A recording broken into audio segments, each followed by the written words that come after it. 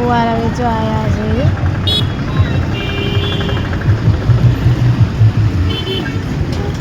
આપણે હવે જાય છીએ પકોડી માટે. જો કબૂતરાના દાણા નાખે છે ને બધા.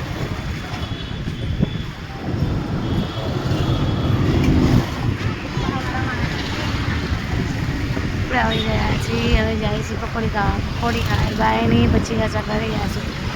ઘરે જઈને પછી અમરાવાડી જવાનું છે. હજી તો જો કબૂતરને ચણ નાખે છે.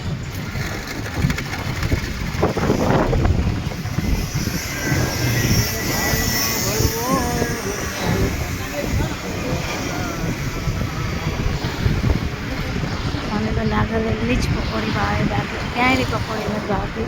ક્યારેક ક્યારેક ખાઈ લઉં છું બહારની, પણ નાગરવેલની પકોડી મજા આવે. અમારે અહીંયા ગાંઠિયો હોય છે.